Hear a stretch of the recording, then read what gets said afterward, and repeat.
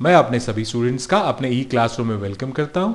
आज इस वीडियो में हम बैलेंस ऑफ पेमेंट चैप्टर के बारे में पढ़ेंगे, जो कि क्लास 12th मैक्रोइकॉनॉमिक्स के पर्सपेक्टिव से बनाया गया है।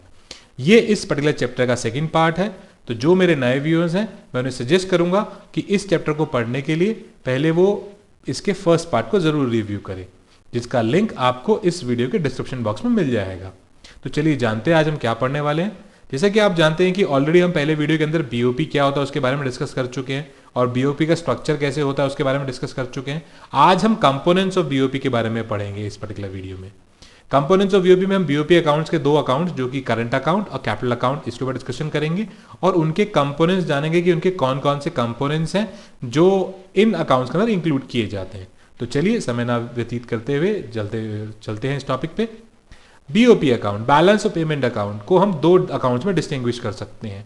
एक है करंट अकाउंट और दूसरा है कैपिटल अकाउंट। ये जो अकाउंट का डिस्टिंक्शन है, ये अकाउंट को जो डिस्ट्रीब्यूट किया है, उसका जो बेसिस है वो है एसेट्स और liability status in form of foreign exchange.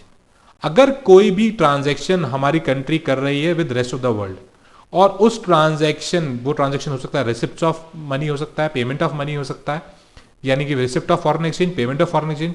तो कोई भी ट्रांजैक्शन अगर हमारी कंट्री कर रही है रेस्ट ऑफ द वर्ल्ड के साथ, जिस ट्रांजैक्शन से कंट्री के एसेट्स और लायबिलिटी स्टेटस पे कोई फर्क नहीं पड़ता है, उस तरह के सारे ट्रांजैक्शंस को हम करंट अकाउंट में रिकॉर्ड करते हैं।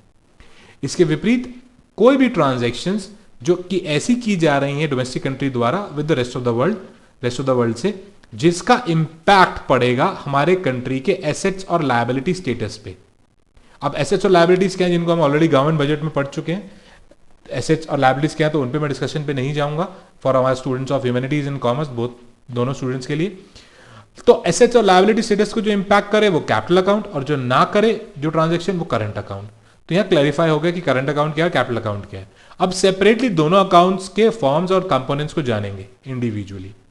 तो पहले करंट अकाउंट के कंपोनेंट्स के बारे में बात करते हैं। जैसा मैंने अभी बताया कि करंट अकाउंट वो सारे कंपोनेंट्स को इंक्लूड करता है, वो सारे रिसिप्ट्स और पेमेंट्स को इंक्लूड करता है, जिससे कंट्री के एसेट्स और लायबिलिटीज इन्फ्लुएंस नहीं होती हैं। मैं रिपीट करता हूं, नहीं होती हैं। करेक्ट। तो इसमें हम ट्रांजेक्शन्स को तीन पार्ट्स में बांट सकते हैं। पहला है विजिबल आइटम्स, दूसरा है इनविजिबल आइटम्स, और तीसरा है ट्रांसफर्स। विजिबल आइटम्स क्या है? विजिबल आइटम्स वो आइटम्स हैं जो हमको नेकेड आई से विजिबल हैं, दिख सकते हैं, यानी कि हम उनको अपनी आंखों से देख सकते हैं, ऑब्जर्व कर सकते हैं। इनमें हम गुड्स को इंक्लूड करते हैं। अब ये गुड्स को हम एक्सपोर्ट करें या हम इंपोर्ट करें या दूसरी कंट्री से खरीदें या बेचें, उन सबको हम इसी तरह के अकाउंट के अंदर रिकॉर्ड करते हैं। दूसरा है इनविजिबल आइटम्स। कुछ आइटम्स ऐसे होते हैं जो हमें आंखों से विजिबल नहीं होते, लेकिन उन लोगों का आउटपुट पर इंपैक्ट पड़ा सकता है, जैसे कि सर्विसेज। जब हम सर्विसेज का ट्रांजैक्शन भी करते हैं, आईटी सर्विसेज हो गए जैसे कि एग्जांपल, तो इन सर्विसेज का भी ट्रांजैक्शन, जो भी सर्विसेज आई हैं या जो भी सर्विसेज हमने दी हैं एक कंट्री दूसरी कंट्री को, उन सब की जो भी ट्रांजैक्शंस होती हैं, उनको हम इनविजिबल आइटम्स में रिकॉर्ड करते हैं। ये सर्विसेज दो प्रकार की हो सकती हैं, फैक्टर सर्विसेज और non factor services. Non factor services और फैक्टर सर्विसेज। फैक्टर सर्विसेज जैसे हमारे factor land, labour, capital, entrepreneur, इनको जो हम फैक्टर पेमेंट्स करते हैं, तो वो सारे की सारी फैक्टर सर्विस या हमने रिसीव की होगी या पे की होगी। और नॉन फैक्टर सर्विस जैसे कि बैंकिंग, इंश्योरेंस, ये सब नॉन फैक्टर सर्विसेज हैं। वो सब इसके अंदर हम सर्विसेज के अंदर हम इंक्लूड करते हैं, जो कि इनविजिबल आइटम्स में आएगा। और तीसरा ट्रांसफर्स। ट्रांसफर्स हम करंट ट्रांसफर्स को इंक्लूड करते हैं। करंट ट्रांसफर्स वो होते हैं जो कि करंट इनकम से किसी की रिड्यूस हो जाए और दूसरी करंट इनकम में जुड़ जाए।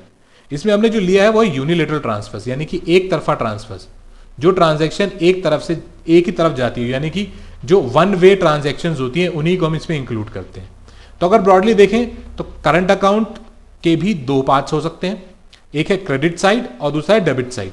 क्रेडिट साइड को प्लस आइटम से नोट करते हैं और डेबिट साइड को नेगेटिव आइटम से नोट करते हैं। इसका मतलब क्या है कि कोई भी कंट्री का जो इनफ्लो होगा मनी का with rest of the world, जो भी पैसा दूसरी कंट्री से आएगा, उसको हम क्रेडिट साइड पे लिखेंगे, और जो भी पैसा दूसरी कंट्री से में जाएगा, यानी कि अगर कोई पैसा हमारी कंट्री में आ रहा है तो वो इनफ्लो हो गया फॉरेन करेंसी का, और अगर कोई पैसा फॉरेन करेंसी का दूसरी कंट्री में जा रहा है, आउटफ्लो हो गया, तो इनफ्लो को हम क्रेडिट साइड पे और आउटफ्लो को हम डेबिट साइड पे, इसको पॉजिटिव और नेगेटिव साइन से भी डिनोट किया जाता है।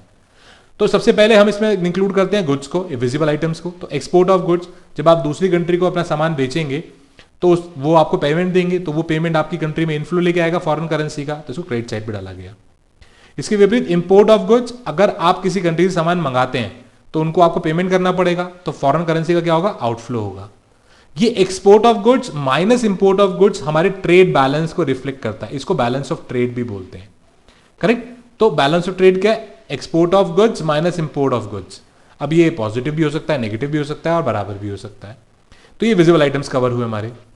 तो बैलेंस ऑफ ट्रेड रिपीट करता हूं, बैलेंस ऑफ ट्रेड क्या इंक्लूड करता है? बैलेंस ऑफ ट्रेड केवल विजिबल आइटम्स के ट्रांजेक्शन्स को रिकॉर्ड करता है। दूसरा इसका हिस्सा है इनविजिबल आइटम्स में आता है एक्सपोर्ट ऑफ सर्विसेज और import of services. Export of import of services में क्या है? एक्सपोर्ट ऑफ सर्विसेज में आपका फैक्टर और नॉन फैक्टर सर्विसेज। अगर आप किसी और कंट्रीज में अपनी सर्विसेज प्रोवाइड करते हैं तो वो कंट्री आपको इसके बदले पैसा देगा, अगेन इनफ्लो ऑफ मनी होगा। तो इनफ्लो होगा तो पैसा हमारी कंट्री में आएगा, तो क्रेडिट साइड पर नोट होगा। फैक्टर सर्विसेज जो कि हम दूसरी कंट्री से ले रहे हैं, यानी कि हम यूज कर रहे हैं उन सर्विसेज को, चाहे वो नॉन फैक्टर हो चाहे फैक्टर सर्विसेज हो। इंपोर्ट ऑफ सर्विसेज जब भी करेंगे, दूसरी कंट्री से हम सर्विसेज को इंपोर्ट करेंगे तो यानी कि हमें उनको उनकी करेंसी में पे करना पड़ेगा, फॉरेन करेंसी में पे करना पड़ेगा, तो that will be outflow of foreign currency. तो यहाँ इनविजिबल्स भी कवर हो गए। और तीसरा यूनिलेटरल ट्रांसफर्स। अगर फॉरेन कंट्री से एक तरफा ट्रांजेक्शन हमारी कंट्री में पैसा आ रहा है, जैसे मान लीजिए आपका कोई रिलेटिव गया हुआ है बाहर और वो आपको पैसा भिजवाता है, तो वो पैसा आपकी कंट्री में आ रहा है, यूनिलेटरल ट्रांसफर, उसके बदले में आप कुछ नहीं भिजवा रहे उनको, तो जो इनफ्लो होगा उसे क्रेडिट साइड में और अगर आउटफ्लो होगा तो डेबिट साइड में। या आपके यहाँ से हो सकता है आपका कोई भाई या बहन पढ़ने गया हो बाहर और आपके फादर उनको पेमेंट कर रहे हो, पैसा भिजवा रहे हो, तो ये भी एक तरफा ट्रांजेक्शन हुई। तो ये क्योंकि आपके फादर भिजवा रहे हैं फॉरेन करेंसी में तो आउटफ्लो हो रहा है फॉरेन करेंसी का, तो ये हमारे डेबिट साइड में आएगा, करेक्ट। अब ये तीन विजिबल, इनविजिबल और यूनिलेटरल ट्रांसफर्स यानी ट्रांसफर्स, इन तीनों में अगर इनफ्लो ज्यादा होता है आउटफ्लो से तो हम कहेंगे हमारा पॉजिटिव बैलेंस बड़ा है, तो हमारा बैलेंस पॉजिटिव में है, इसे हम करंट अकाउंट सरप्लस का नाम देंगे। लेकिन अगर हमारा आउटफ्लो ज्यादा है इनफ्लो से तो यानी कि हमारा बैलेंस नेगेटिव में है, तो इसको हम कहेंगे करंट अकाउंट डेफिसिट। तो ये आपको समझ में आया कि व्हाट इज करंट अकाउंट और क्या क्या ट्रांजेक्शन कैसे कैसे हम रिकॉर्ड करते हैं। इसके बाद हमारा जो सेकंड पार्ट आता है वो हमारा आता है अबाउट द कैपिटल अकाउंट। तो कैपिटल अकाउंट में जैसे मैंने आपको बताया था, मैं रिपीट कर देता हूं, कैपिटल अकाउंट वो सारी ट्रांजेक्शन्स को रिकॉर्ड करता है जिससे कंट्री के एसेट्स और लायबिलिटी स्टेटस इन्फ्लुएंस होते हैं फॉरेन एक्सचेंज में। तो इसके लिए हमने जो कैपिटल अकाउंट के कंपोनेंट्स को 4 पार्ट्स में डिवाइड किया है। सबसे पहला पार्ट है बोरोइंग्स यानी कर्जा। ऑब्वियसली जब आप किसी कंट्री से कर्जा लेंगे या किसी कंट्री को कर्जा देंगे तो कर्जा देंगे तो डेटर्स बनेंगे यानी एसेट्स होंगे आपके, और अगर कर्जा लेंगे तो आप उनके जो है आपके पास लायबिलिटी बढ़ेगी तो आपको लोन आपके पास बढ़ेगा, तो इसलिए आप जो है बोरोइंग्स है कैपिटल अकाउंट का एक हिस्सा है। दूसरा है फॉरेन इन्वेस्टमेंट्स। अगर कोई विदेशी कंपनी भारत में आके पैसा लगाती है या भारत बाहर जाकर पैसा लगाता है, इन्वेस्टमेंट करता है, तो वो भी कंट्री के एसेट्स और लायबिलिटी स्टेटस को इन्फ्लुएंस करता है, तो उनको भी हम जो है फॉरेन इन्वेस्टमेंट्स को भी हम कैपिटल अकाउंट में रिकॉर्ड करेंगे। बाकी बहुत सारे कंपोनेंट्स हैं जिनको हमने अदर कंपोनेंट्स के नाम पे लिया है, जैसे एनआरआई डिपॉजिट अगर करते हैं या बैंक्स में जो कैपिटल क्रिएट होती है या short term trade credits provide किए जाते हैं, इन सबको हमने अदर कंपोनेंट्स का हिस्सा ले लिया है। ये भी कंट्री के एसेट्स और लायबिलिटी स्टेटस को इन्फ्लुएंस करते हैं। अब लास्ट पार्ट जो है ऑफिशियल रिजर्व्स, ये बहुत इंपॉर्टेंट है। कुछ जगह कुछ बुक्स में ये दिया हुआ है कि ऑफिशियल रिजर्व को एक अलग तरह का अकाउंट क्रिएट किया हुआ है, लेकिन हमने इसको कैपिटल अकाउंट का हिस्सा रखा है। ऑफिशियल रिजर्व क्या है? आपने फॉरेन एक्सचेंज चैप्टर में पढ़ा था, central bank is a custodian of foreign currency. तो जो भी हमारे पास गोल्ड और फॉरेन एक्सचेंज रिजर्व्स रहते हैं सेंट्रल बैंक के पास, आरबीआई के पास, उन रिजर्व में जो भी चेंजेस होते हैं उन चेंजेस को, चाहे वो इंक्रीज हो चाहे वो डिक्रीज हो, केवल चेंजेस को, मैं फिर रिपीट कर रहा हूं, जो चेंज आएगा उसको हम अपने कंट्री के कैपिटल अकाउंट के अंदर रिकॉर्ड करते हैं, क्योंकि वो भी कंट्री के एसेट्स और लायबिलिटीज को इन्फ्लुएंस करता है। अब यहां पर अगर हम देख लें इन 4 कंपोनेंट्स को, तो इन 4 कंपोनेंट्स को हमने डेबिट क्रेडिट साइड पे भी करंट कैपिटल अकाउंट के रिकॉर्ड किया है। अगेन रिपीट करते हैं, देखिए क्रेडिट साइड क्या है? क्रेडिट साइड प्लस को दिखाता है, यानी कि जितनी भी कंट्री के अंदर इनफ्लो होगा करेंसी का, ऐसा पैसा जो एसेट लायबिलिटी को इन्फ्लुएंस कर रहा है लेकिन कंट्री के अंदर पैसा आ रहा है, कैसा पैसा? फॉरेन एक्सचेंज, तो उनको हम क्रेडिट साइड पे नोट करते हैं। और ऐसा पैसा जो कंट्री से बाहर जा रहा है डेबिट साइड पे रिकॉर्ड किया जाता है, आउटफ्लो होगा करेंसी से, लेकिन वो कंट्री के एसेट्स लायबिलिटीज को इन्फ्लुएंस कर रहा है। तो सबसे पहले इसमें हम बोरोइंग्स की बात करते हैं। बोरोइंग फ्रॉम और बोरोइंग टू का मतलब क्या है? देखिए, बोरोइंग फ्रॉम मतलब यह है कि अगर आप किसी और कंट्री से पैसा लेते हैं, उधारी लिया आपने, लोन लिया, तो जब आप किसी कंट्री से लोन लेंगे तो पैसा आपकी कंट्री के अंदर आएगा ना।